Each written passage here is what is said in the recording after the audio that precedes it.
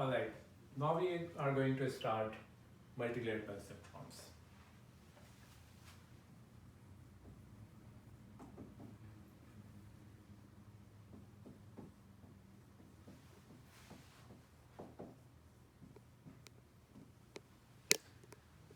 Perceptrons were actually built many years ago from now. It traces back to I think 1950s when the concept of perceptrons came into being. We'll start with what a perceptron means and then we'll come to how it led to building of multilayer perceptrons.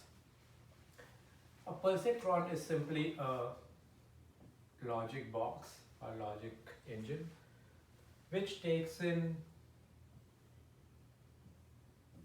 all the features that you have, for example x1, x2, x3 and xp.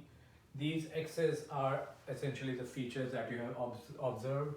This could be temperature, pressure, and what else, maybe humidity and so on. And based on this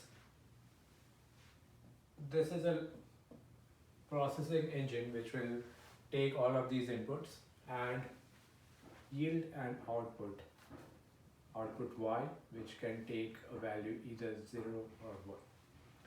Basically, a perceptron is a logic engine which takes all the observations and tells you yes or no, a 0-1 binary response.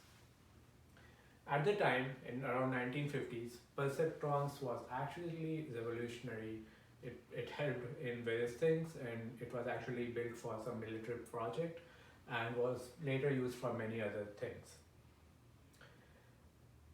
One perceptron by itself came out to be useful to the researchers, and then they thought of, why not I stack a set of perceptrons? And when they did that, multilayer perceptron came into being, in which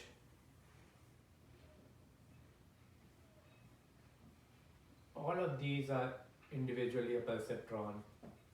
All of them, these individual perceptrons were stacked together to make what is called as, well, this is just a single layer, and the single layer will not work, so you at least need to have another layer to get a mono output, but we'll get to that later. The point right now is when people stacked several perceptrons vertically and then horizontally over layers, and here was my output from various x's.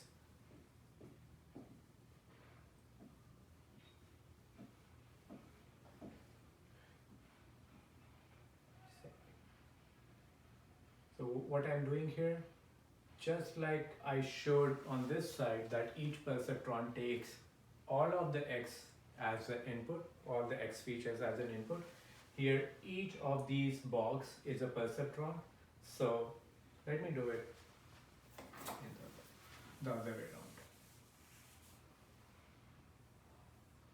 Each one of this is a perceptron.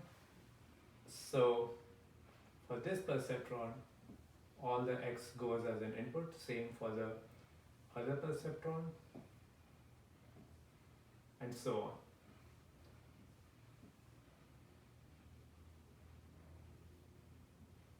Sorry, I'm messing it up in between, but the point is all of these observations, all of these features go to each of these perceptron. Some processing happens there, and because they are stacked over layers, the output of this goes as an input to the next layer of perceptron. This is also a perceptron, to yield my final output of y, which can be either, I'm just putting y hat because it's a prediction, which could be either 0 or 1.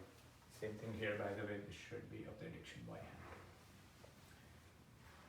So this is how multilayer perceptron was conceptualized, starting with some single perceptrons, stacking them together and putting them in layers to build what is now called as multilayer perceptron. This is also called dense layer network.